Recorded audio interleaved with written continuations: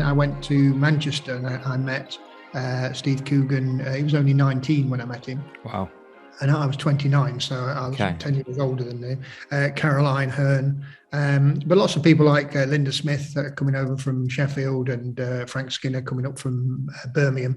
There was a sort of a northern, I won't say circuit because there weren't really comedy clubs, but there was a good deal of people that were trying to start off. Dave Gorman was very young at the time.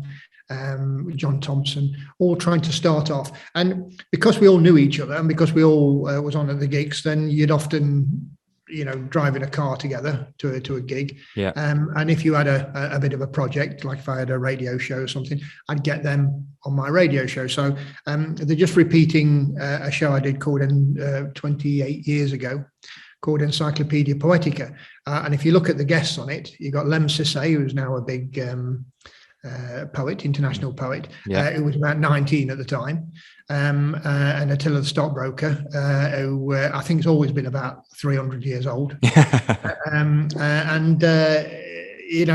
it was very much that sense of community and everybody getting everybody else to work on their shows. I went up to Edinburgh, which is where you were told to go, because none of the TV would basically come to Manchester, or if you were doing a gig in Wigan, nobody was going to come to Wigan to see you. So you had to go to Edinburgh.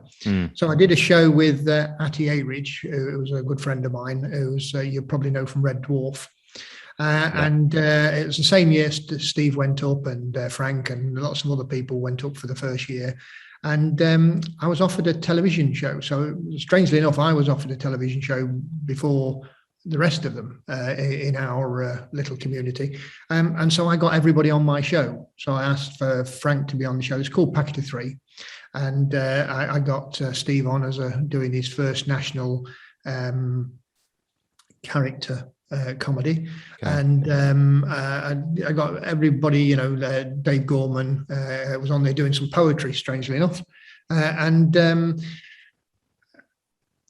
We did a series of that. And then Caroline was given the Mrs. Merton show. And so she asked if I would come and write the Mrs. Merton show. So that great sense of community with getting everybody together. And Dave Gorman and Craig Cash both wrote on that series as well.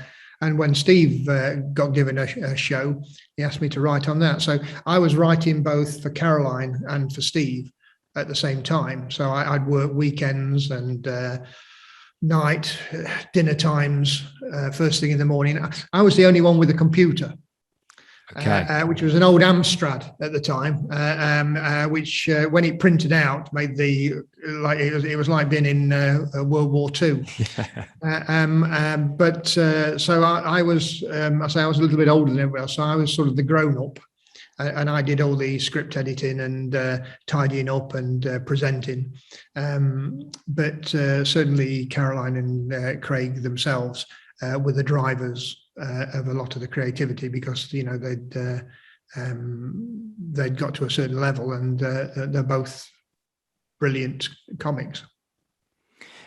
And was it and then around this sort of, it sounds like you're already doing that kind of role in terms of the producing role, but were you at this point the equivalent of the designated driver, pitching projects then to broadcasters that you were collaborating on? No, I wouldn't say that. No, in terms of the processing of the script, I was, yes, the designated driver, the responsible adult. Yes. But the creativity was very much, everybody had a pitch in, and certainly working for Caroline and Steve at the time, they were the people behind themselves, if you like. People always wonder who the brains is. Well, they were the brains. So, we were just in on the adventure. And I like to think sometimes in my more romantic moments that I was like the consigliere to Steve's godfather.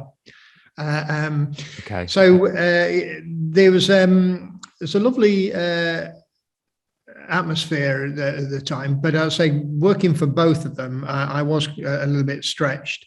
And so when I'd finished the Royal Family, we made Mrs. Merton and Malcolm series. And Steve asked me if I'd write a film with him, which was the parole officer. And so I had to choose between doing the second series of the Royal Family or doing a film. And of course, I've always wanted to write a film.